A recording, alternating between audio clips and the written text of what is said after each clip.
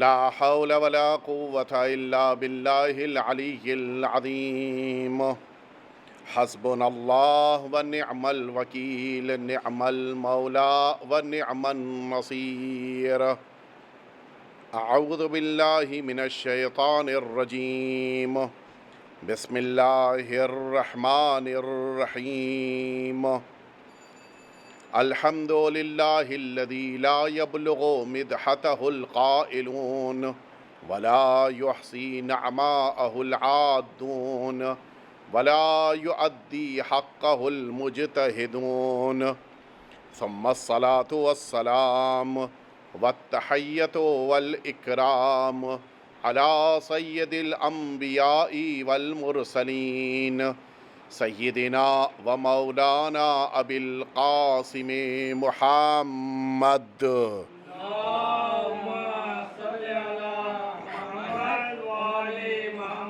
صلى الله عليه وعلى أهل بيته الأطيبين الأنجبين الذين أذهب الله عنهم الرجس وطهرهم تطهيرا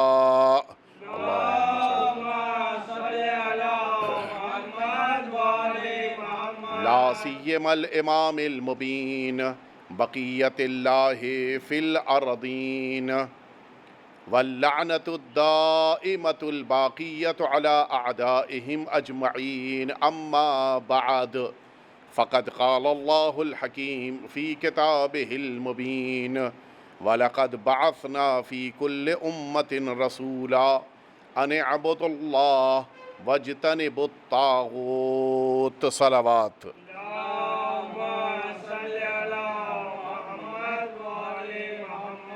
اذان محترم، کربلا اور انسان کامل کے عنوان سے مسلسل گفتگو آپ سماعت فرما رہے ہیں، اور آپ کے سامنے جن باتوں کو پیش کیا جا رہا ہے وہ باتیں ان تمام افراد کے لیے کہ جن کے دلوں میں کربلا کی شمع روشن ہے اور جنہیں کربلا اپنی طرف کھینچ کر لے جا رہی ہے، اور جن لوگوں کو جنت کی طرف جانے کا شوق ہے اور جن کو کامیاب ہو جانے کا احساس ہے، ان سب کے لیے یہ دروس جو کربلا سے ہمیں مل رہے ہیں یہ نہایت درجہ اہمیت رکھتے ہیں۔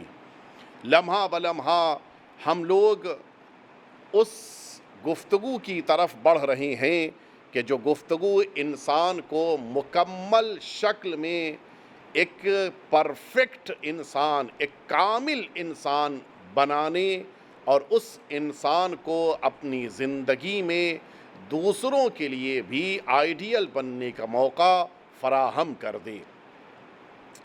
مجھے کل کی گفتگو کے بعد جس موضوع کو آج آپ کے سامنے عرض کرنا ہے وہ اس لیے اہمیت رکھتا ہے کہ اگر آج کی گفتگو کو نہ شامل کیا جائے تو کل کی گفتگو آدھی رہ جائے گی۔ کل کی گفتگو کو مکمل تب سمجھا جائے گا جب آج کی گفتگو کو بھی شامل کر لیا جائے۔ انسان کے لیے صرف عبادت کافی نہیں ہے۔ کل میں نے عرض کیا تھا کہ اللہ سے اپنے رشتے کو مضبوط رکھنا ہر انسان کی ذمہ داری ہے۔ ہر مال اپنی فیکٹری سے اپنے رشتے کو جب تک برقرار رکھتا ہے تب تک اس کے اندر وہ نیا پن اور اس کے اندر فریشنس باقی رہتی ہے، ورنہ پھر دھیرے دھیرے وہ پرانا ہو کے خراب ہو جاتا ہے اور یوز لیس ہو جاتا ہے۔ لیکن صرف عبادت بعنوان عبادت صرف عبادت کے نام سے اگر کی جا رہی ہے تو یہ کافی نہیں ہے۔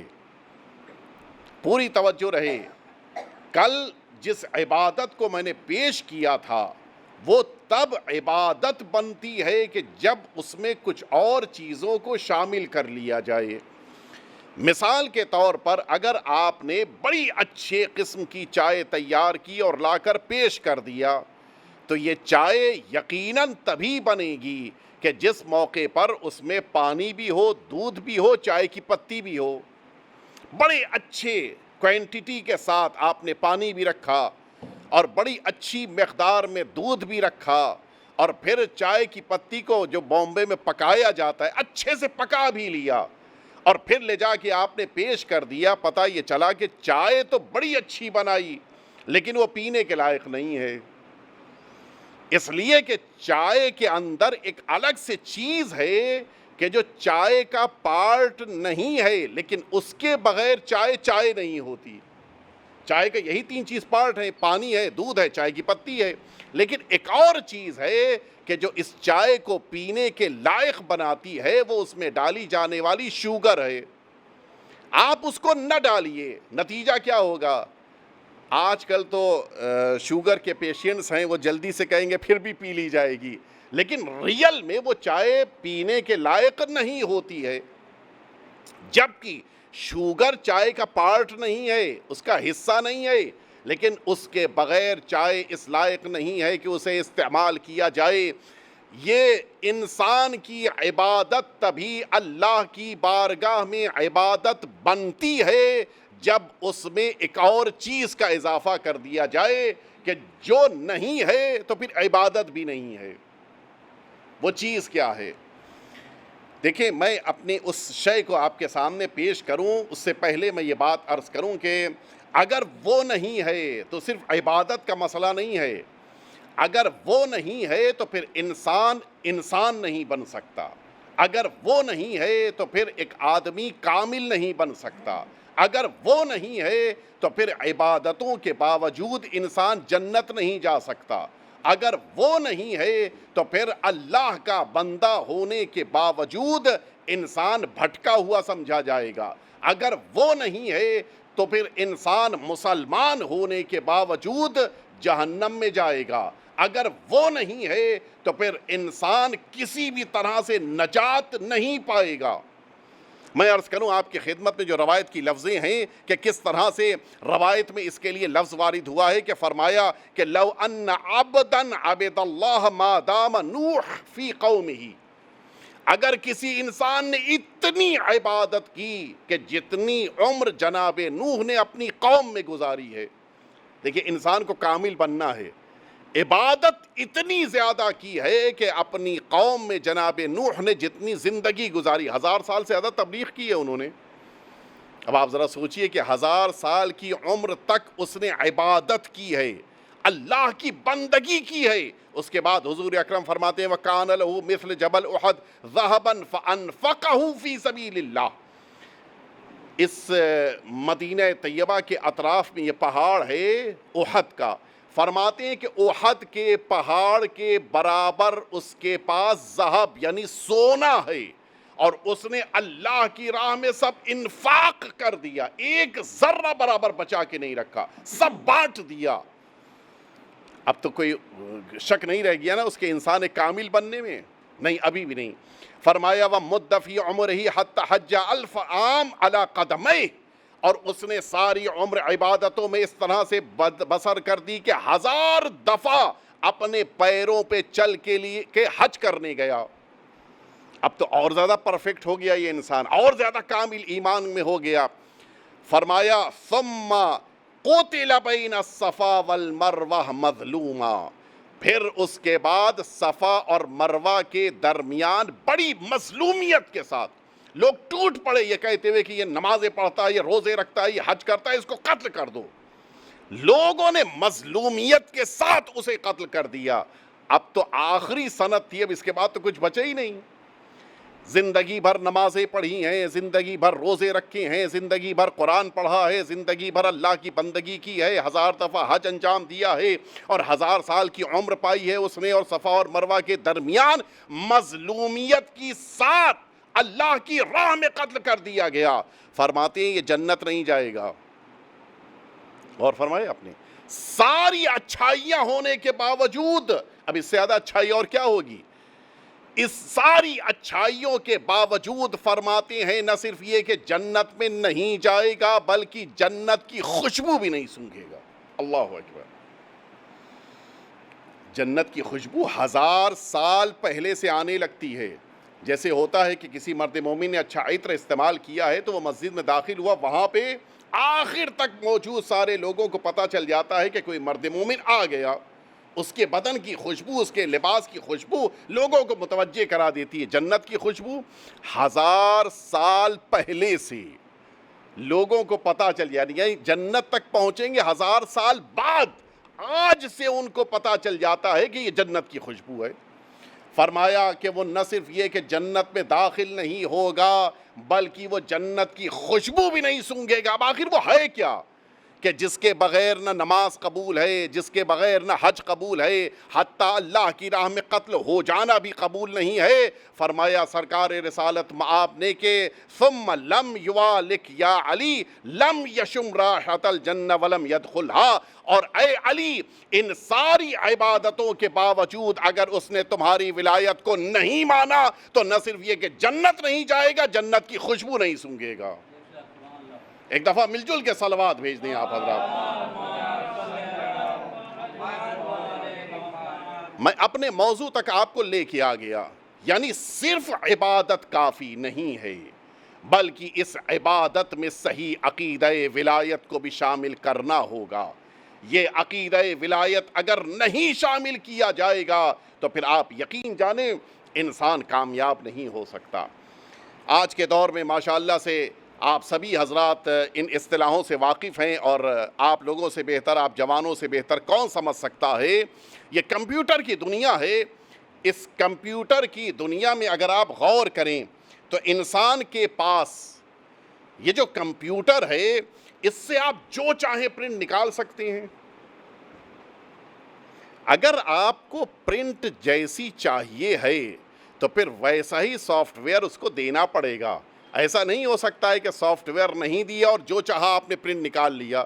آپ نے ان پیج دیا نہیں ہے اور پھر آپ چاہتے ہیں کہ سافٹ ویئر نہیں دینے کے باوجود اس سے جب پرنٹر آپ اٹیچ کریں تو پرنٹنگ کے موقع میں ان پیج بھی نکل آئے، نہیں نکلے گا۔ جو آپ دیں گے وہی آپ اس سے لیں گے، ہے یا نہیں؟ یعنی جو آپ کی زبان میں کہا جاتا ہے جو ان پٹ ہوتا ہے وہی آؤٹ پٹ ہوتا ہے، بالکل اس میں کوئی شبہ نہیں ہے۔ میں ایک اور مثال دے دوں تاکہ بات اور ذہنوں تک پہنچ جائے۔ آج کل تو لاک ڈاؤن کا زمانہ ہے، لوگوں کو گھر بیٹھ کے اپنی جاب کو انجام دینا ہے، لیکن جس زمانے میں انسانوں کو آفس جانا پڑتا تھا اس زمانے میں حال کیا تھا؟ صبح صبح باس کو فون کیا کہ آج میں آفس نہیں آؤں گا۔ کیوں نہیں آؤ گے بھائی؟ خیریت کیا ہو گیا؟ کہ رات میں جو کھانا کھایا تھا وہ ڈائجسٹ نہیں ہوا، نتیجے میں آج آفس نہیں آئیں گے۔ باس نے کہا اچھا بھائی ٹھیک ہے، آج تم ایک دن ریسٹ کر لو، کل سے آ جانا۔ میں آپ سے پوچھتا ہوں آج آپ آفس کیوں نہیں گئے؟ آپ کو کیا کرنا تھا کہ جو آپ کا یہ پیٹ آپ کو ساتھ نہیں دے گا کہ کام نہ کر پائیں؟ یہ میرا جملہ واضح کر دوں میں، آپ کو ہاتھ اٹھا کر سائن کرنا ہے، اس کا کیا تعلق ڈائجیشن سے؟ آپ کے آنکھوں سے آپ کو مثلاً اپنے آفس کی سیڑھیوں کو دیکھنا ہے تاکہ چڑھ کے اوپر جائیں، اس کا کیا تعلق آپ کے ڈائجیشن سے؟ پیروں کے ذریعے چل کے جانا ہے، اس سے کیا تعلق آپ کے رات کے کھانے سے؟ آپ کو اپنے باس سے بات کرنی ہے، اس کا زبان کا کیا تعلق ہے آپ کے پیٹ سے؟ کھانا ڈائجسٹ نہیں ہوا تھا پیٹ میں، آپ کو پریشانی پیٹ میں ہے، نہ آنکھ میں پریشانی، نہ ہاتھ میں پریشانی، نہ پیر میں پریشانی، نہ زبان میں پریشانی، حتیٰ کان میں پریشانی نہیں، آواز تک سنائی دے رہی ہے، آفس نہیں جائیں گے۔ اچھا باس نے بھی چھٹی دی ہے، اس کے کیا معنی ہے؟ اس کے معنی یہ ہے کہ باس جتنے کام آفس میں لیتا ہے ان میں سے کسی کا ڈائریکٹ ریلیشن آپ کے پیٹ سے تو نہیں ہے، لیکن یہ باڈی کے سارے کام تبھی صحیح طرح سے انجام دیتے ہیں سارے کاموں کو جب آپ کا یہ ڈائجیشن صحیح ہوتا ہے۔ آنکھیں کمزور ہو کے دیکھنے لگتی ہیں، ہاتھ میں راشا پیدا ہو جاتا ہے، پیروں میں چلنے کی طاقت نہیں رہ جاتی ہے، زبان میں بولنے کی طاقت توانائی نہیں رہ جاتی ہے، کان اچھی طرح سے سن نہیں پاتے۔ کیوں؟ اس لیے کہ یہ جب آپ کا ان پٹ بگڑ گیا تو یہ جو باڈی کے آؤٹ پٹس ہیں یہ سب بگڑ جاتے ہیں۔ آپ نے غور فرمایا؟ یہ جو باڈی کے سارے آؤٹ پٹس ہیں وہ ان پٹ کی بنا پر بگڑ گئے۔ یہی صورتحال انسان کے لیے اعمال کی دنیا میں بھی ہے۔ نمازیں نہیں پڑھتا ہے، روزہ نہیں رکھتا ہے، حج پہ نہیں جاتا ہے، زکوٰۃ نہیں دیتا ہے، خمس نہیں نکالتا ہے، قرآن نہیں پڑھتا ہے، یہ تو سب آؤٹ پٹ ہیں۔ یہ تو ان پٹ تو کوئی نہیں ہے ان میں سے، یہ تو سب آؤٹ پٹ ہیں۔ یہ آؤٹ پٹ کا بگڑ جانا اس بات کی دلیل ہے کہ اس کے ان پٹ میں کچھ مشکل ہے۔ ہم کیا کوشش کرتے ہیں، وہ نماز نہیں پڑھتا ہے، پورا زور لگا دیں گے نماز کی روایتوں کو اس کے سامنے پیش کر کے کہ نماز پڑھو اتنی فضیلت ہے۔ آؤٹ پٹ کو تھوڑی نہیں صحیح کیا جاتا ہے، آؤٹ پٹ تو آٹومیٹکلی صحیح ہو جائے گا۔ کیا صحیح کرنا ہے؟ اس کے ان پٹ کو صحیح کرنا ہے۔ اگر اس کا ان پٹ صحیح ہو جائے گا تو خود بخود اس کا آؤٹ پٹ بھی صحیح ہو جائے گا۔ اب یہ ان پٹ ہے کیا کہ جس کی بنا پر انسان کی زندگی کے سارے اعمال اچھے ہو جاتے ہیں؟ کہا اور کوئی چیز ان پٹ نہیں ہے، وہ صحیح عقیدہ ہے کہ اگر اس کے وجود میں اتر جائے گا تو خود بخود نمازیں صحیح ہو جائیں گی، خود بخود روزہ صحیح ہو جائے گا، خود بخود حج و زکوٰۃ و خمس و جہاد صحیح ہو جائے گا۔ اس کے معنی ہے اگر اعمال کو صحیح کرنا ہے تو عقیدے کو صحیح کرنا ہوگا۔ ایک دفعہ مل جل کے صلوات بھیج دیں آپ حضرات۔ انسان کے اعمال کو صحیح کرنے کے لیے پہلے عقیدے پر توجہ دینی ہوگی۔ جسے یہ بات پتہ ہو کہ سرکار امیر المؤمنین نے ایک رات میں ہزار ہزار رکعتیں نماز پڑھی ہیں، کیا یہ ممکن ہے کہ اس کی نماز صبح چھوٹ جائے؟ جس کو یہ پتہ ہو کہ امیر المؤمنین کی شہادت سے پہلے ضربت لگنے کی بنا پہ گھر میں لیٹے ہونے کے باوجود گھر میں سب نے روزہ رکھا تھا، امام حسن امام حسین صلوات اللہ وسلامہ علیہما اجمعین، بابا کے سر پہ ضربت لگی ہے، بیٹوں نے روزہ رکھا ہے، کیا یہ ممکن ہے کہ امیر المؤمنین کا نام لینے والا، امام حسین کا چاہنے والا، امام حسین کی چاہت کی دلیل کے طور کے اوپر روزے کو نہ رکھے؟ ہو ہی نہیں سکتا ہے۔ یعنی اس کے معنی ہے کہ اس کا بھی عقیدہ صحیح نہیں ہو پایا ہے۔ عقیدہ جیسے جیسے پختہ ہوتا جائے گا انسان کی زندگی میں عمل ویسے ہی بہتر ہوتا جائے گا۔ معمولی بات نہیں ہے کہ فرمایا کہ ان اول ما یسأل عنہ العبد یوم القیامہ بین یدی اللہ جل جلالہ عن الصلوات المفترضہ۔ میدان محشر میں یا مالی شیخ صدوق میں روایت موجود ہے، ہمارے اور آپ کے چھٹے امام امام جعفر صادق علیہ السلام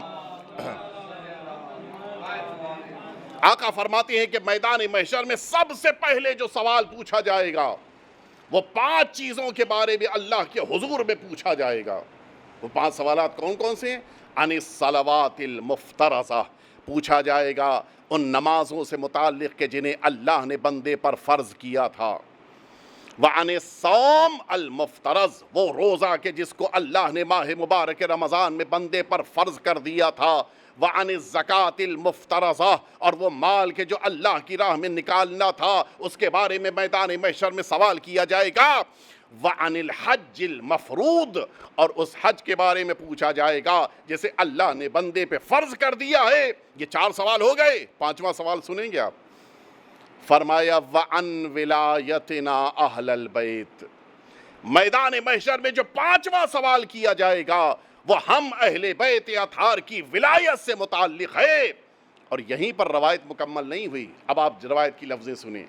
آقا فرماتے ہیں کہ من اقر بولایتنا ثم مات علیہا، جس نے ہم اہل بیت اطہار کی ولایت کو مانا اور پھر اسی ولایت پر اس کو موت آ گئی۔ بڑا قیمتی لفظ ہے۔ دیکھیے، نماز ہمیں 24 گھنٹے پڑھنی ہے یا 24 گھنٹے میں 17 رکعت پڑھنی ہے؟ آپ ماشاءاللہ سے اس وقت نمازی ہیں، نماز کب پڑھی تھی؟ 1 گھنٹہ پہلے نماز پڑھی تھی، ابھی تو نماز نہیں پڑھے لیکن نمازی ہیں آپ۔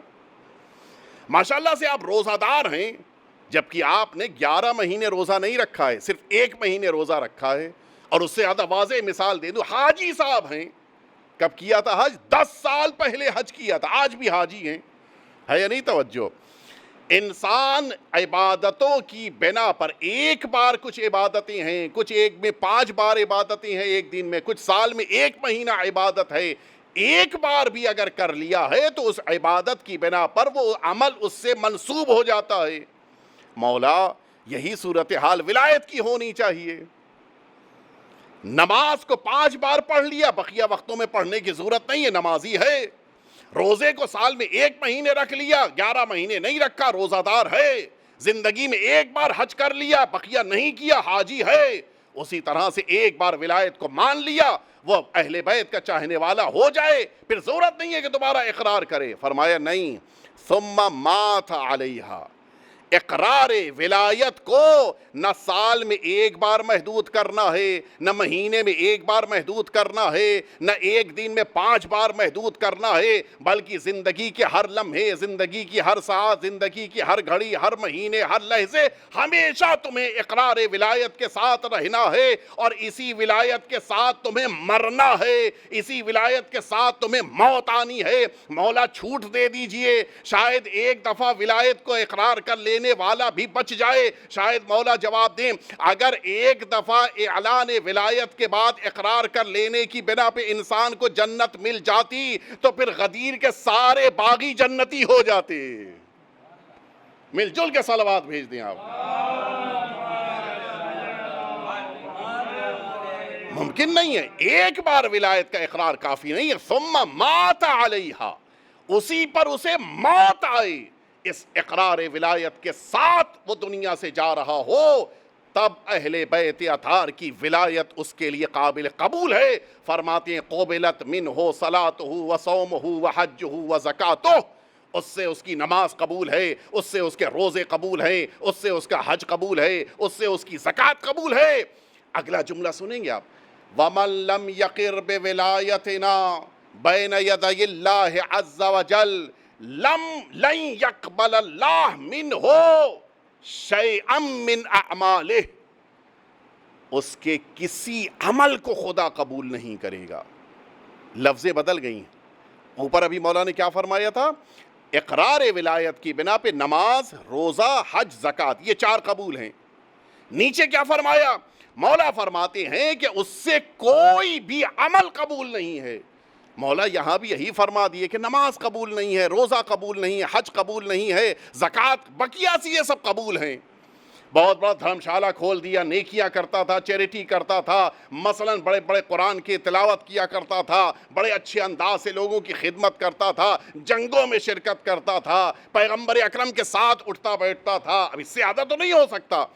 ان کو بھی بخشوا دیا جائے، کہا جائے ٹھیک ہے ولایت کو نہیں مانا، نماز چھوڑ دی جائے، نماز نہیں قبول ہوگی، ان کا روزہ قبول نہیں ہوگا، حج قبول نہیں ہوگا، مال قبول نہیں ہوگا، بقیہ عبادتیں تو قبول ہو جائیں گی۔ لیکن مولا فرماتے ہیں اگر اس ولایت کو نہیں مانا ہے تو بڑی سے بڑی عبادت کر چکا ہو، اس کی عبادت قابل قبول نہیں ہے۔ اب جو یہ بات کہی جاتی ہے کہ ٹھیک ہے یزید نے امام حسین کو قتل کر دیا، یہ ایک اس کی برائی ہے، لیکن یہ بھی تو دیکھو کہ قسطنطنیہ کی جنگ میں اس نے شرکت کی تھی، تو قسطنطنیہ کی جنگ میں شرکت کی بنا پہ تب نجات ملے گی کہ جب ولایت کو مانتے ہوئے جنگ میں شرکت کی ہو۔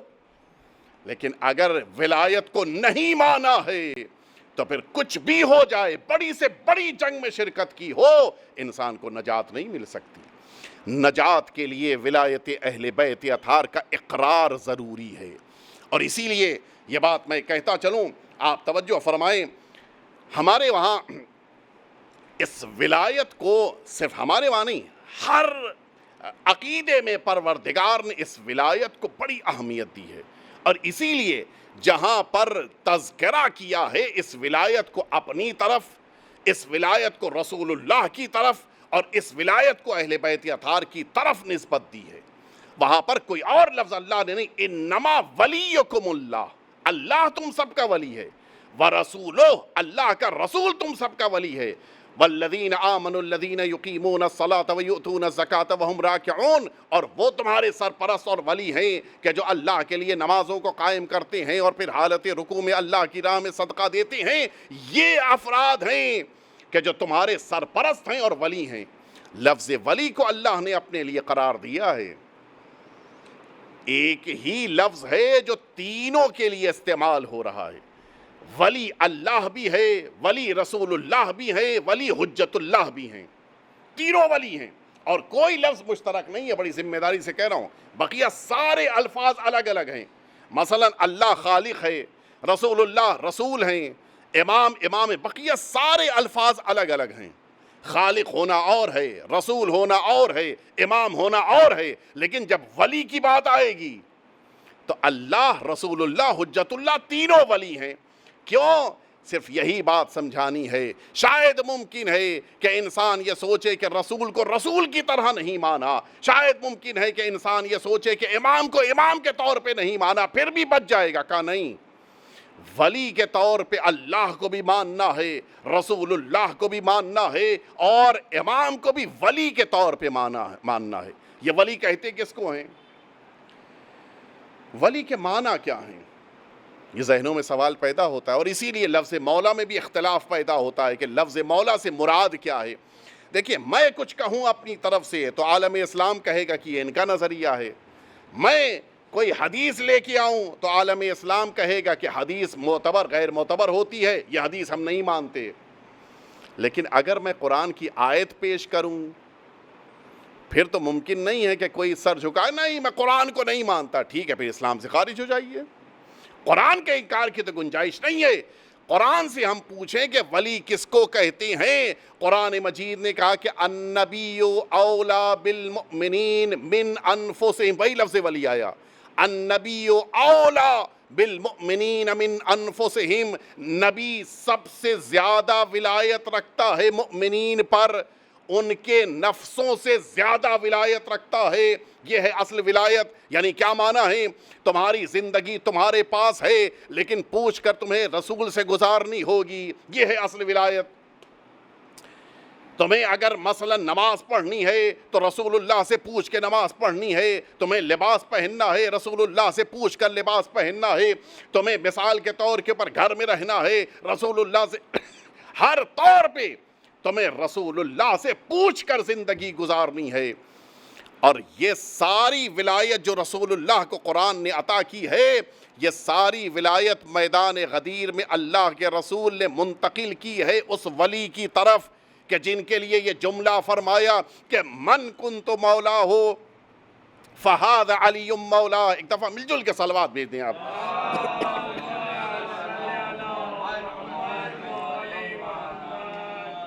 تو یہ ولایت تب مکمل ہوگی کہ جب انسان رسول اللہ کے بعد ان کو ولی مانے کہ جن کو میدان غدیر میں رسول اللہ نے ولی بنایا ہے۔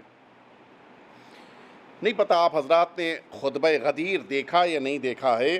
خطبہ غدیر تقریباً 2.5 صفحے کا، یعنی ہم لوگ کی نارمل جو ہاف اے پیج ہوتا ہے اس کے مطابق اگر دیکھا ہے تقریباً 2.5 پیج کا ہے، اچھا خاصا لمبا ہے۔ رسالت مآب نے اس خطبہ غدیر کو میدان غدیر میں بیان فرمایا، اور اس اتنے لمبے خطبے میں رسالت مآب نے 2 اماموں کا ذکر فرمایا ہے۔ اچھا مشکل نہیں تھا، حضور اکرم چاہتے تو بقیہ اماموں کا نام بھی پیش کر سکتے تھے۔ ابھی کل جس موقع کے اوپر ہم زیارت پڑھ رہے تھے، زیارت میں آپ حضرات نے توجہ دی ہوگی کہ میں نے 12 معصومین بلکہ 14 معصومین کا نام بیان کر دیا، شاید 2 منٹ لگے۔ 2 منٹ میں زیارت کے موقع کے اوپر 14 معصومین کا نام میں بیان کرتا چلا گیا، آپ سب نے پیچھے کھڑے ہو کے زیارت پڑھ لی۔ تو 14 معصومین کا نام اگر خطبہ غدیر میں شامل ہو جاتا، اچھا رسالت مآب کا ایک نام تو پہلے سے ہے، 12 اماموں کا نام آنا تھا، اگر اور بڑھ جاتا تو کتنی دیر اور بڑھتا ہے خطبہ؟ شاید 2 منٹ اور بڑھ جاتا، 3 منٹ اور رسالت مآب کا خطبہ بڑھ جاتا۔ لیکن حضور اکرم نے اس میدان غدیر میں سارے اماموں کا ذکر نہیں کیا ہے، صرف 2 اماموں کا ذکر کیا۔ کیا ممکن نہیں تھا کہ بقیہ اماموں کا ذکر؟ نہیں، ممکن تھا، لیکن حضور اکرم نے خاص طور سے 2 ہی اماموں کا ذکر کیا۔ وجہ کیا ہے کہ 2 ہی اماموں کا ذکر کیا ہے؟ یہ سوال ذہنوں میں پیدا ہوتا ہے، کیوں 2 ہی اماموں کا ذکر؟ اچھا یہ 2 امام ہیں کون سے؟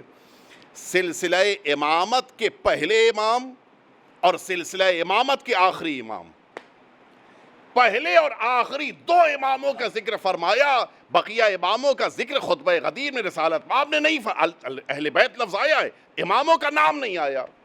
یا رسول اللہ، بقیہ کے نام کا ذکر کیوں نہیں فرمایا آپ نے؟ اچھا 2 ہی کا کیوں؟ ایک کا کافی تھا ذکر، سرکار امیر المؤمنین کا نام لے لیا بس کافی ہے، بقیہ کے لیے اہل بیت لفظ استعمال ہو گیا۔ یہ آخری امام کا ذکر کیوں ہوا؟ وجہ سنیں گے آپ۔ دیکھیں، رسالت مآب سے زیادہ بہتر طریقے سے انسانوں کے مزاج کو کوئی نہیں جان سکتا۔ نہیں پتہ آپ لوگوں میں سے کوئی اس میدان کا تجربہ رکھتا ہے نہیں تجربہ رکھتا ہے، टीचिंग बड़ी अच्छी जॉब है, सबसे प्यारी जॉब जो समझी जाती है वो टीचिंग है। इंसान का टीचर होना, मुदर्रिस होना सबसे प्यारी जॉब समझी जाती है। लोग ये समझते हैं कि टीचिंग के मैदान में बड़ों को पढ़ा लेना बहुत बड़ा हुनर है। मैं यूनिवर्सिटी में प्रोफेसर हूँ, यकीनन अच्छी बात है। मिसाल के तौर पर मैं कॉलेज में टीचर हूँ, कॉलेज में लेक्चरर हूँ, ये भी अच्छी बात है। लेकिन जो असल कमाल है वो किसका कमाल है? असल कमाल उस टीचर का है कि जो छोटे बच्चों को पढ़ा ले जाए। सबसे मुश्किल काम होता है। नहीं पता आप लोगों ने देखा ही नहीं देखा, ये जो कुरान पढ़ाने के मुदर्रिसीन आते हैं वो छोटे छोटे बच्चों को संभाल ले जाएं, ये बहुत बड़ा हुनर है। पढ़ाना तो बहुत बड़ा काम है ही, इनको संभाल लेना बहुत बड़ी बात है। और ऐसा भी नहीं है कि सब माशाअल्लाह से बिल्कुल खामोशी से बैठे रहें। सबको संभालना, सबको डील करना, मेंटेन करना बहुत मुश्किल काम होता है। ये जो बच्चों के टीचर होते हैं इनको एक ख़ास महारत दी जाती है, इनकी ट्रेनिंग होती है, बाकायदा सिखाया जाता है कि तुम्हें बच्चों को कैसे पढ़ाना है, कैसे सिखाना है। अब अगर कोई बच्चों का टीचर है और वो इन बच्चों से कहे कि मैंने वाइट बोर्ड के ऊपर एक पॉइंट बना दिया है, ज़रा इस पॉइंट के ज़रिए से तुम एक लंबी सीधी लाइन बना दो, ये 5 साल 6 साल का बच्चा जब उठेगा और इस पॉइंट से 5 साल 6 साल तो दूर की बात है, बड़ों के वहाँ नहीं होता है ये। अगर उस पॉइंट से कहा जाए एक सीधी लाइन खींच दो, तो जब इंसान उसके ऊपर पेन रख के लाइन खींचना शुरू करेगा तो क्या होगा? कभी वो ऊपर चला जा रहा है, कभी वो नीचे चला जा रहा है, होगा नहीं होगा? खासतौर से बच्चे तो कहाँ सीधी लाइन खींच पाएंगे? क्या बेहतरीन तरीका है। जब ये टीचर ने देखा कि ये बच्चा सीधी लाइन नहीं खींच पा रहा है तो बेहतरीन तरीका है, वो आया, अभी तक एक पॉइंट था इस वाइट बोर्ड के ऊपर, उसने वाइट बोर्ड का पेन उठाया, एक दूसरा पॉइंट भी लगा दिया और अब उसने बच्चे से बुला के कहा कि देखो तुम सीधी लाइन खींचने के लिए इस पॉइंट से शुरू करो, इस पॉइंट तक चले आओ। अब नतीजा ये होगा कि ये जब दोनों पॉइंट्स को मिलाएगा तो एक सीधी लाइन बन जाएगी। ये बेहतरीन तरबियत का तरीका होता है और इसी तरबियती शय को रिसालत माब ने खुतबे गदीर में भी इस्तेमाल फरमाया कि मैं 2 इमामों का जिक्र कर रहा हूँ, पहले इमाम और आखिरी इमाम का जिक्र कर रहा हूँ, वहां से शुरू करोगे यहाँ तक पहुँचोगे, यही तुम्हारे लिए सिराते मुस्तकीम हो जाएगा। एक दफ़ा मिलजुल के सलावात भेज दें आप हजरात। लिहाजा इस अकीदे को अपने वजूद में उतारना, इस अकीदे को पुख्ता करना, ये करबला सबसे बड़ा दर्स दे रही है कि इंसान तब इंसान कामिल बनता है कि जब उसके वहाँ ये सही अकीदा पाया जा रहा हो। ये फ़र्श अज़ा इंसानों को सही अकीदा सिखाने के लिए है, ये करबला इंसानों को सही अकीदा अता करने के लिए है। जितना ज़्यादा इंसान करबला की तरफ कदम बढ़ाता है उतना ही ज़्यादा सही अकीदा उसके वजूद में उतरता जाता है। लिहाजा इस अकीदे को अहमियत दीजिए। सिर्फ इबादत काफ़ी नहीं है, बल्कि वो इबादत अल्लाह की बारगाह में कबूल है कि जिस इबादत में औलियाउल्लाह हुज्जज परवरदिगार उनके अकीदे को शामिल कर लिया जाए। वरना मानने वाले बहुत से हैं लेकिन सही अकीदा रखने वाले दुनिया में कम हैं।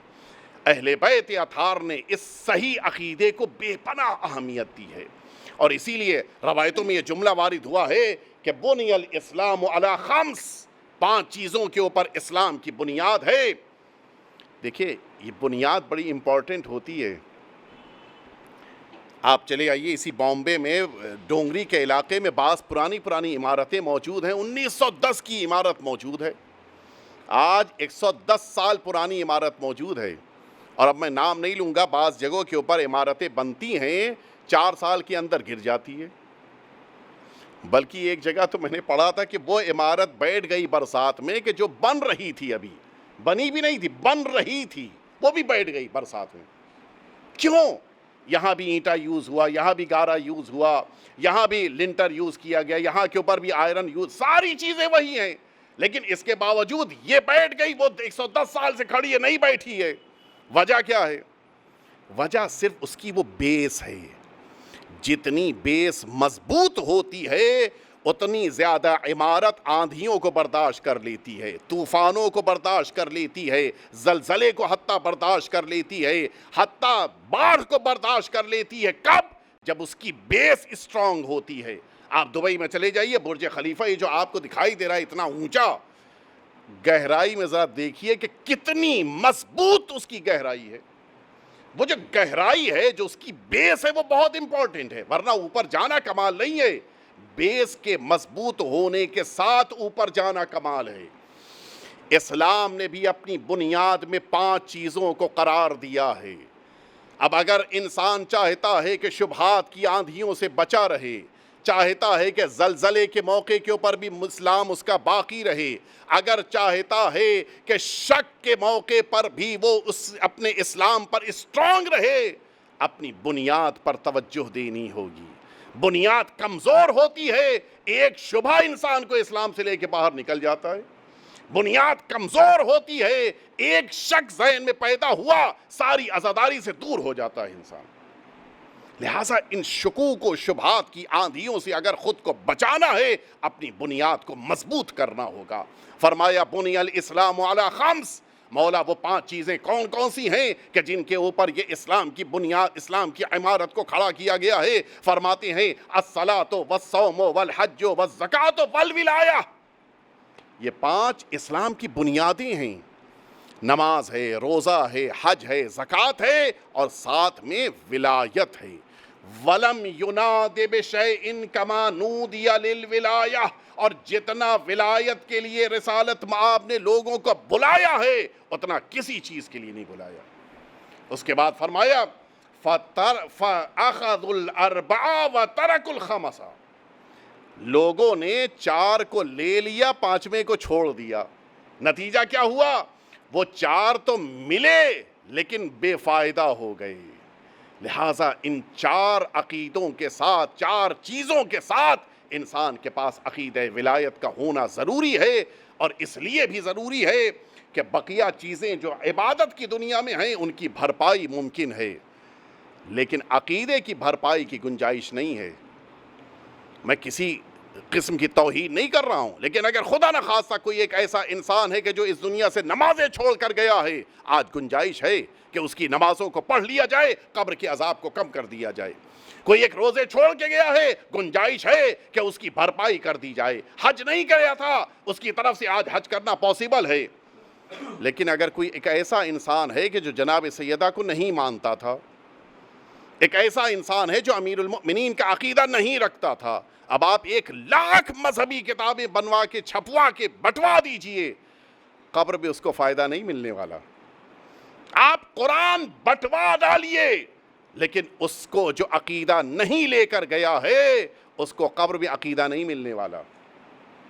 عقیدہ لے کے قبر میں جانا ہے، بہرحال عبادتوں کے ساتھ جانا ہے، لیکن عبادتوں کی بنسبت عقیدہ زیادہ اہمیت رکھتا ہے۔ لہٰذا اس عقیدے پر توجہ دینے کی ضرورت ہے۔ ہمارے جوان، ہمارے نوجوان کہاں کس کے پاس آ جا رہے ہیں، ہمارے ذہن میں ہونا چاہیے۔ میرے پاس اب وقت نہیں ہے کہ میں مزید اس سلسلے میں عرض کروں، البتہ یہ ذہن میں رہے، بہت اہم ہوتے ہیں وہ ٹیچرز کے جو بچوں کو پڑھا رہے ہیں، بہت اہم ہوتا ہے وہ اسکول کالج کے جہاں کے اوپر بچہ پڑھ رہا ہے، بہت اہم ہوتا ہے وہ فرینڈ سرکل کے جس میں ہمارا بچہ رہ رہا ہے، بہت اہم ہوتی ہے وہ سوسائٹی کہ جس میں ہمارا بچہ بڑا ہو رہا ہے۔ ان سب کا اپنا اثر ہے۔ لہٰذا اپنے بچوں کو ان ساری مشکلات سے بچانے کے لیے عقائد میں اتنا پختہ کر دیں کہ ہمارے آقا اور مولا امام جعفر صادق علیہ السلام آقا فرماتے ہیں کہ اپنے بچوں کو دنیا کے حوالے کرنے سے پہلے عقائد میں اتنا پختہ کر دو کہ پھر شبہات کی آندھیاں ان کے قدموں کو متزلزل نہ کر سکیں۔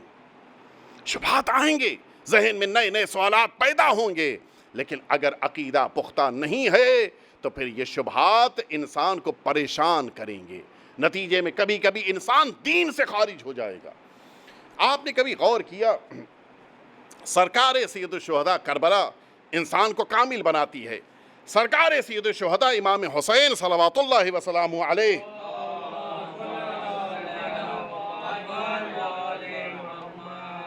امام نے اس میدان کربلا کے لیے 3 ایسے افراد کا انتخاب کیا ہے کہ جو پہلے بہرحال ان 3 میں سے 2 ناقص تھے، امام حسین نے انہیں کامل بنایا ہے۔ یہ 3 کون کون ہیں؟ 3 اس لیے کہہ رہا ہوں کہ ان 3 کے لیے امام حسین نے اہتمام کیا۔ پوری توجہ سے یہاں سے سنیے گا۔ یہ 3 وہ ہیں کہ جن کے لیے امام حسین نے کربلا میں اہتمام کیا ہے، معمولی بات نہیں ہے۔ اچھا یہ توجہ رہے، میں مثال کے طور کے اوپر مجلس شروع کرنے سے پہلے انتظار کروں کہ یہ مرد مومن آ جائیں تو مجلس شروع کروں، کیوں؟ مثلاً کہہ رہا ہوں یہ اچھا نعرہ لگاتے ہیں، آ جائیں گے تو مجلس میں نعرہ لگائیں گے، میں ان کا انتظار کروں کہ وہ آ جائیں تو مجلس شروع کروں، اس لیے کہ وہ مجلس میں بیٹھ جاتے ہیں تو گریہ زیادہ کرتے ہیں۔ سوچ رہے انسان سوچتا ہے، انسان کبھی کبھی مجمع بڑھانے کی کوشش کرتا ہے۔ امام حسین نے ان 3 کے لیے کربلا میں اہتمام کیا تو کیا اس لیے کہ کربلا کا مجمع بڑھ جائے؟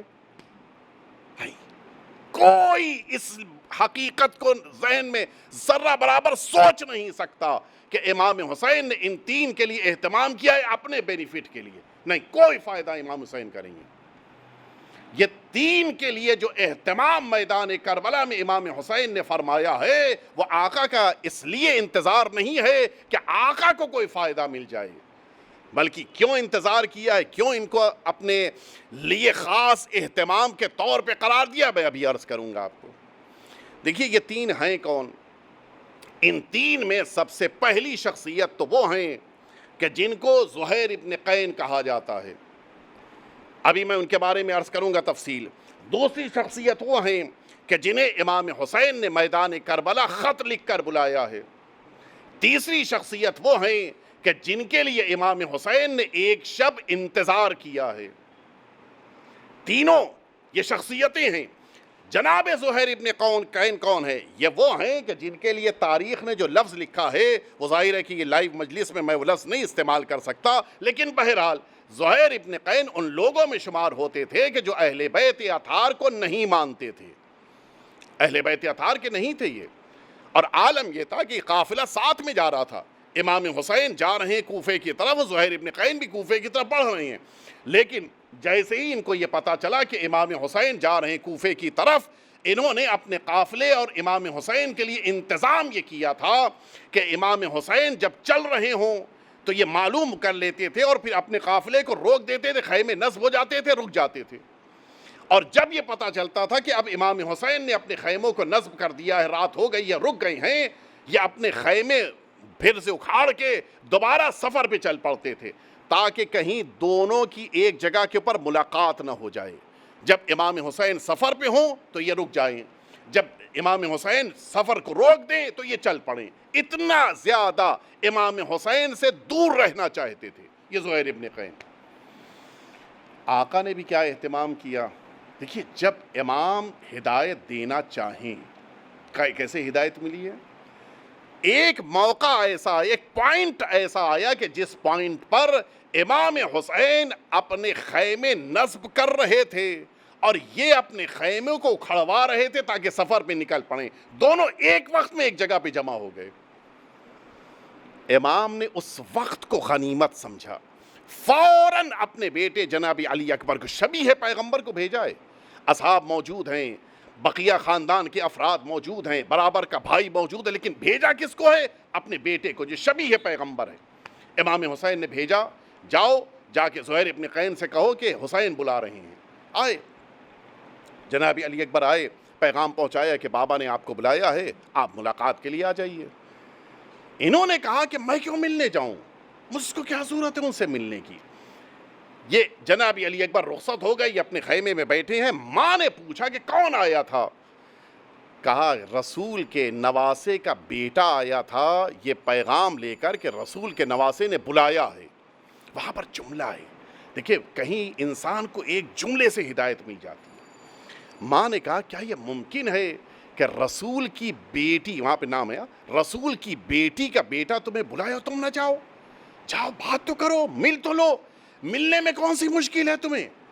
ماں کے کہنے سے اچھا یہ نکل جب رہے تھے تو ماں سے اور بقیہ لوگوں سے کہا اپنے غلاموں سے کہ خیمے ویمے اکھاڑو، چونکہ ظاہر ہے کہ قافلے کو چلنے میں تھوڑا ٹائم لگتا تھا، خیمے اکھاڑے جائیں گے، پھر پردوں کو سب جمع کیا جائے گا، پھر اونٹ کے اوپر لوڈ کیا جائے گا، اونٹ کے اوپر محمل باندھی جائے گی، مثلا گھوڑے ہیں تو ان کے اوپر زین لگائی جائے گی اور سب تیاریاں شروع ہوں گی، سارا سامان پیک ہوگا، پھر اس کے بعد چلیں گے، تو کم از کم آدھا پون گھنٹہ تو اس میں لگ ہی جاتا ہے۔ انہوں نے کہا بس میں ابھی جا رہا ہوں، امام حسین سے مل کے واپس آتا ہوں، تب تک سارے قافلے کو تیار کرو، بس میں واپس ابھی 10 منٹ میں آئے اور چل پڑیں گے۔ 10 منٹ تو میں کہہ رہا ہوں آج کی زبان میں، آئے اور پھر فوراً چل پڑیں گے، بس ابھی جا کے فوراً آتا ہوں، جاؤں گا سلام کروں گا، خیریت پوچھوں گا، واپس آ جاؤں گا۔ گئے، واپس پلٹے، تو واپس پلٹنے کے بعد کہتے ہیں کہ قافلہ، ماں سے کہا قافلہ لے کے آپ آگے جائیے، میں جا رہا ہوں حسین کی طرف۔ بیٹا ابھی تو عالم یہ تھا کہ ملنا نہیں چاہتے تھے، اور اب عالم یہ ہے کہ ہمیں چھوڑے دے رہے ہو۔ کہا ابھی تک حسین کو پہچانتا نہیں تھا، اب پتہ چل گیا کہ حسین حق پر ہیں۔ محسوس کیا صحیح عقیدہ۔ امام حسین نے جناب زہیر ابن قین کو ساتھ میں تب لیا ہے جب زہیر ابن قین نے عقیدے کی اصلاح کر لی ہے، یوں ہی نہیں لے لیا، بلکہ تب جب صحیح عقیدہ آ گیا۔ اور اب جب جناب زہیر ابن قین چاہتے ہیں کہ امام حسین کی طرف آئیں، مادر گرامی آپ لے کے قافلہ جائیے کوفہ، میں جا رہا ہوں۔ کہا یہ بیٹا یہ تو نہیں ہوگا، تم جاؤ اور ہم کو چھوڑ کے جاؤ، یہ نہیں ہوگا، ہم ساتھ جائیں گے۔ کہا اچھا زوجہ کو چھوڑ دیا جائے، اس لیے کہ عرب جس زمانے میں جنگ ہوتی تھی اور قتل کر دیا جاتا تھا، سب سے زیادہ جو ظلم ہوتا تھا وہ زوجہ کے اوپر ظلم ہوتا تھا، پرانے زمانے میں چلا آ رہا تھا۔ کہا اس کے اوپر ظلم ہوگا، تم عمر تمہاری زیادہ ہو، شاید تمہیں چھوڑ دیا جائے۔ زوجہ کا جملہ بڑی معرفت کا تھا۔ زوجہ نے کہا اگر اولاد رسول اللہ اور ان خواتین کو، ان مخدرات کو کہ جن کا رشتہ رسول اللہ سے ہے، اگر وہ اسیر ہوں گی تو پھر مجھے بھی اسیر ہونا گوارا ہے، ان کی اسیری کے بعد میری اسیری کی کوئی اہمیت نہیں ہے۔ امام حسین نے جناب زہیر ابن قین کو ساتھ میں لیا، کیوں؟ صحیح عقیدہ دینے کے بعد۔ ایک شخصیت ہوئی، دوسری شخصیت جناب حبیب ابن مظاہر ہیں، مکمل صحیح عقیدہ ہے، لیکن اس کے باوجود امام حسین نے خط لکھ کے بلایا ہے، کیوں؟ ابھی جواب آتا ہے۔ تیسری شخصیت جناب حر بن یزید ریاحی کی ہے، امام حسین کے ساتھ ساتھ ہیں، آدھے راستے سے ملحق ہو گئے تھے، یہ کوفے اور کربلا کے پہلے کا جو راستہ ہے، جو ایک نکڑ ہے وہاں کے اوپر یہ قافلہ آ چکا تھا، اور وہاں سے حر ساتھ ساتھ ہیں۔ امام حسین کی نگاہوں میں حر کا ایک ایک انداز، حر کی ایک ایک فکر ہے، اور امام حسین نے حر کو صرف قتل ہونے کا موقع نہیں دیا ہے، بلکہ اپنی راہ میں قتل ہونے کا موقع دیا ہے۔ یہ کب ممکن ہوا؟ جب حر نے اپنے پرانے عقیدے کو چھوڑا ہے اور صحیح عقیدے کو اختیار کیا ہے۔ تو اب یہ بات سمجھ میں آ گئی کہ امام حسین نے ان تین شخصیتوں کے لیے اہتمام کیا۔ جناب حبیب کے لیے باقاعدہ پرچم رکھوایا تھا کہ وہ میرا دوست آئے گا، یہ پرچم اس کو دیا جائے گا، اتنا اہتمام تھا۔ یہ تینوں کے لیے اہتمام کیوں کیا تھا؟ بس میری بات مکمل ہو گئی۔ امام حسین نے جناب زہیر ابن قین کو ساتھ میں لیا، جناب حبیب کو خط لکھ کے بلایا، جناب حر کا انتظار کیا۔ وجہ یہ نہیں تھی کہ امام ان تینوں سے اپنا بینیفٹ لینا چاہتے تھے، امام ان سے اپنا فائدہ لینا چاہتے تھے، بس اصل مقصد یہ تھا کہ ان تینوں کو درجہ شہادت مل جائے تاکہ قیامت تک اللہ کی طرف سے ان پہ صلوات نازل ہوتی رہے۔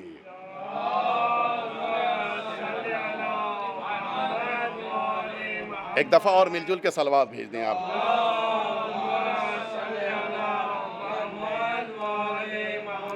امام حسین اگر کسی کو اپنی طرف بلاتے ہیں اپنے فائدے کے لیے نہیں، اس کو نجات دینے کے لیے، اس کی زندگی کو مکمل کرنے کے لیے، اسے انسان کامل بنانے کے لیے۔ اسی لیے امام حسین کی بارگاہ انسانوں کو مکمل انسان کامل بننے کا موقع عطا کرتی ہے۔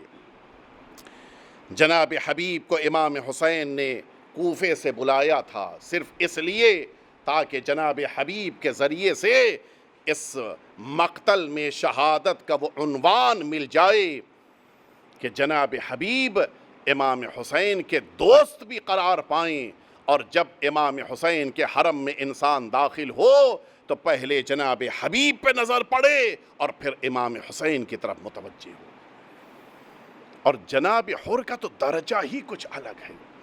میرا وقت تقریباً پورا ہو رہا ہے، میں جلدی سے یہ بات عرض کر دوں کہ صفوی سلاطین میں یہ واقعہ لکھا ہے، اس کے نام کے ساتھ لکھا ہے کہ صفوی سلاطین، یہ صفوی حکومت آپ جانتے ہیں کہ ایران میں یہ صفوی حکومت ان لوگوں کی رہی ہے کہ جو شیعہ عقیدہ رکھتے تھے۔ معمولاً آپ جانتے ہیں کہ یہ جو حکمراں طبقہ ہوتا ہے یہ ہوتا تو ہے کسی ایک مذہب یا مسلک کا ماننے والا، لیکن بہت سارے اوقات یہ لوگ بہت مضبوط عقیدے کے نہیں ہوتے۔ یہ جو صفوی سلطان تھا ایک زمانے میں، اس کو جب گیا تھا زیارت کرنے کے لیے کربلائے معلی، لوگوں نے، ظاہر ہے کہ کچھ تو اطراف میں ہوتے ہیں اور یہ کبھی کبھی بہت اچھے بھی ہوتے ہیں، کبھی بڑے خطرناک بھی ہوتے ہیں۔ ایک ان میں سے بڑا خطرناک قسم کا تھا کہ جو آج کی زبان میں کہا جائے بالکل ناصبی تھا، بڑا بدماش و شریر قسم کا تھا۔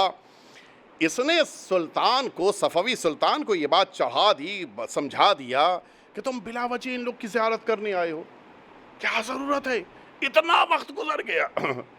آج کیا یہ لوگ قبر میں زندہ بھی ہیں کہ جو ان کی زیارت کر رہے ہو؟ اچھا، یہ حکمراں معمولاً اپنی عقل کو بہت کم یوز کرتے ہیں، جو لوگ سمجھا دیں اسی لیے کہتے ہیں کان کے بڑے کچے ہوتے ہیں۔ اس کی سمجھ میں آ گئی بات کہ ہاں بات تو صحیح ہے کہ اتنے سال پہلے دنیا سے گئے ہیں، یہ سارے شہداء آج یہاں کے اوپر دفن ہیں، آج کہاں یہ موجود ہوں گے، کہاں ان کی قبر پہ میں جا کے کیوں زیارت کروں؟ اس نے اعلان کر دیا کہ میں ان شہداء کی قبر کو کھول کر دیکھوں گا کہ کیا واقعاً شہداء ہیں ان قبروں میں یا نہیں ہیں۔ اگر شہید ہیں تو قبر میں زندہ ہونا چاہیے، نہیں ہیں تو پھر ظاہر ہے کہ اس کے معنی ہے کہ پھر زیارت کرنے کی ضرورت ہی نہیں ہے۔ اعلان کر دیا اس نے کہ یہ گنج شہداء، یہ شہیدوں کی جو مزاریں ہیں، یہ ایک جگہ کے اوپر دفن ہے، اس کو کھولا جائے گا، چیک کریں گے، دیکھیں گے کہ شہید ہیں یا نہیں ہیں۔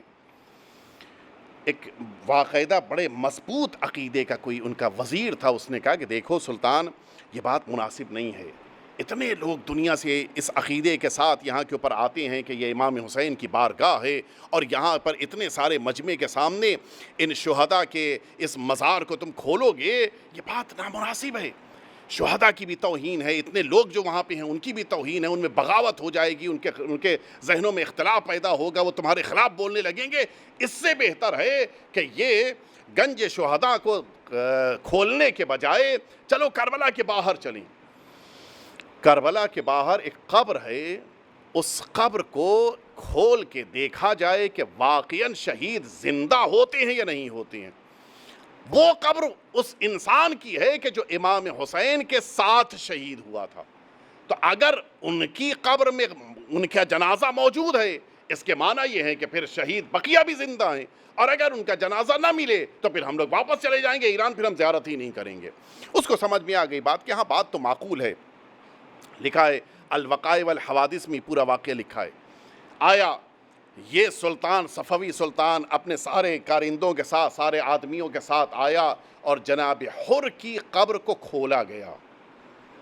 آپ سنیں گے، جناب حر کی قبر کو جس موقع کے اوپر کھولا گیا، پتہ یہ چلا کہ اسی طرح سے جس طرح سے اتنی صدیوں پہلے جناب حر کے جنازے کو دفن کیا گیا تھا، اسی طرح سے وہ جنازہ وہاں پہ موجود ہے، قبر اسی انداز، وہی انداز، وہی طریقہ، حتیٰ پیشانی پر وہ رومال بندھا تھا کہ جو آقا امام حسین نے جناب حر کی پیشانی پر اس وقت باندھا تھا جب شہادت سے پہلے امام حسین سرہانے پہنچے تھے اور دیکھا تھا کہ پیشانی سے خون ابل رہا ہے۔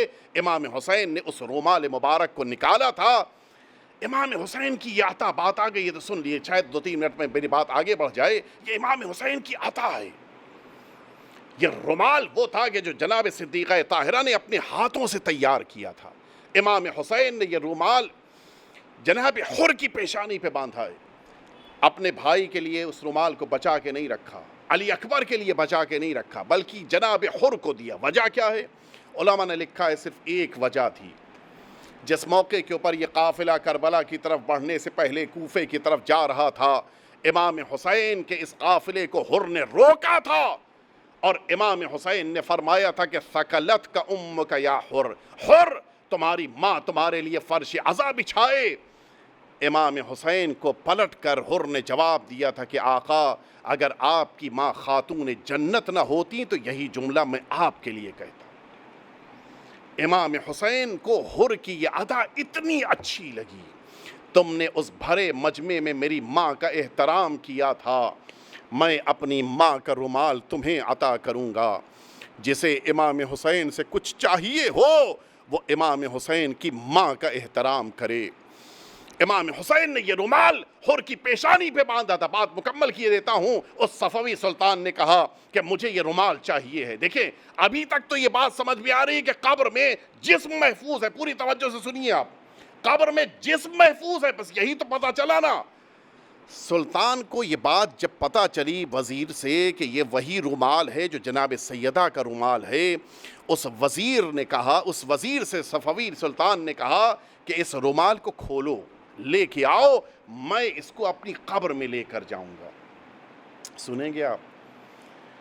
آدمی اترا، جس موقع کے اوپر اس رومال کو، البتہ میں نے جیسا سنا کہ اس حیدرآباد میں اس رومال کا ایک ٹکڑا رکھا ہے، مجھے اس کی حقیقت نہیں پتہ ہے، لیکن یہ جو واقعہ میں عرض کر رہا ہوں، جس موقع کے اوپر رومال کھول کے اوپر آیا، اسی انداز سے جناب حر کی پیشانی سے خون ابلنے لگا جس طرح سے صدیوں پہلے کربلا میں خون ابل رہا تھا۔ یہ ہے شہید کی زندگی، یہ ہے شہید کا وہ کمال اور عروج۔ اور پھر اس رومال کو فوراً باندھا گیا، نتیجے میں وہ خون پھر رک گیا۔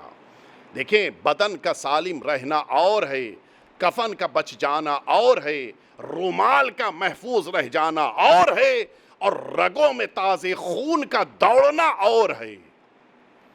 کہ جناب حر کو پروردگار نے وہ عظمت عطا کی ہے کہ اتنی صدیوں کے باوجود آج بھی وہ خون تازہ ابل رہا ہے۔ جناب حر اس میدان کربلا میں ہیں۔ امام حسین نے بڑا اہتمام کیا اپنے اس سپاہی کے لیے، پوری رات عبادتوں میں بسر کی ہے، اور امام حسین چاہتے ہیں کہ یہ حر امام حسین کے لشکر سے آ کے وابستہ ہو جائیں۔ ادھر لشکر حسینی میں رات بھر عبادتیں ہو رہی ہیں، لشکر حسینی میں رات بھر قرآن پڑھا جا رہا ہے، اور ادھر حال یہ ہے کہ حر اپنے خیمے کے باہر بے چینی سے ٹہل رہا ہے۔ اور جس وقت لوگوں نے آ کے پوچھنا شروع کیا کہ اگر کسی بہادر کے بارے میں پوچھا جاتا تھا ہم سب تمہارا نام لیتے تھے، آج اس بے چینی کی وجہ کیا ہے؟ اور آواز نہیں دیتے، کوئی جواب نہیں دیا۔ لیکن جب بیٹے نے آ کے پوچھا کہ بابا اس بے چینی کی وجہ کیا ہے، جواب سنیں گے؟ اور کہتے ہیں کہ کیا سن نہیں رہے ہو؟ لشکر حسینی سے، خیام حسینی سے العطش العطش کی صدائیں آ رہی ہے۔ آپ نے یہ جملہ سن لیا، یہ بیان حر کا رات کی تاریکی میں ہے۔ اس کے معنی ہے کہ خیام حسینی میں بچے رات بھر پیاس کے لیے تڑپ رہے تھے، رات بھر پیاس کے سے بے چین تھے، پانی کے لیے تڑپ رہے تھے۔ کیا حال ہوا ہوگا امام حسین کا جب ان چھوٹے چھوٹے بچوں کو تڑپتے ہوئے دیکھا ہوگا؟ حر نے صبح نمودار ہوئی، کہا میں خیام حسینی کی طرف جا رہا ہوں۔ بیٹے نے کہا میں بھی ساتھ چلتا ہوں۔ غلام نے کہا میں بھی ساتھ چلوں گا۔ حر نے سب کو لیا اور اب خیام حسینی کی طرف بڑھنا شروع کیا۔ اچانک کہتی ہیں میری آنکھوں پہ پٹی باندھ دو، اس لیے کہ میں حسین کی نگاہوں کا مقابلہ نہیں کر سکتا، میں حسین کو کربلا میں لے کے آیا تھا۔ کہتے ہیں میرے دونوں ہاتھ پیچھے باندھ دو تاکہ میں غلاموں کی طرح سے آقا کی بارگاہ میں جاؤں۔ غلام اور بیٹا لے کے حر کو آگے بڑھ رہا ہے۔ اچانک بیٹے نے اللہ اکبر کہا۔ پوچھا بیٹا کیا ہو گیا؟ کہتا ہے کہ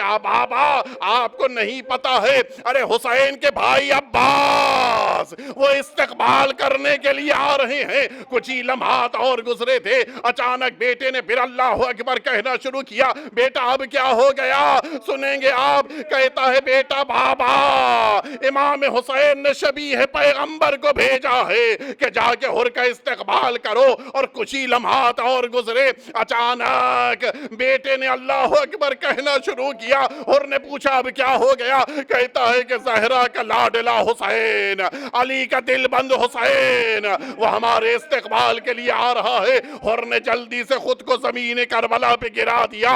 حسین آئے، اپنے ہاتھوں سے بلند کیا، اے حر کیوں گھبراتے ہو؟ انت حر فی الدنیا والآخرہ، تم دنیا میں بھی آزاد ہو، تم آخرت میں بھی آزاد ہو۔ اے حر اپنی قسمت پہ ناز کرو، امام وقت نے تمہیں آزادی کی سند دی ہے۔ ہاں حر آئے، مجھے پورا مقتل نہیں پڑھنا ہے۔ حر نے کہا آقا میں ان مصیبتوں کا سبب بنا ہوں، آج اب اس وقت سب سے پہلے میں آگے بڑھوں گا، میں اپنی قربانی دوں گا۔ بیٹا کہتا ہے کہ جب تک بیٹا موجود ہے باپ میدان میں نہیں جاتا ہے۔ میں کہوں گا اے فرزند حر ذرا آہستہ بولو، خیمے میں سید سجاد کہیں اس آواز کو نہ سن لیں۔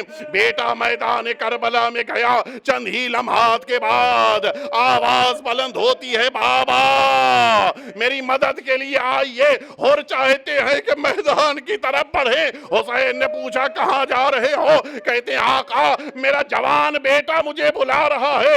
آقا کہتے ہیں اے حر کہیں جوان کی میت کے اوپر بوڑھا باپ بھی جایا کرتا ہے؟ میں کہوں گا آقا ابھی کچھ ہی لمحات کے بعد جب میدان کربلا سے یہ آواز بلند ہوگی، علیک منی السلام یا بتا، اے بابا علی اکبر کی خبر لیجئے، حسین اکیلے ہوں گے، خود ہی میدان کربلا کی طرف بڑھنا ہوگا۔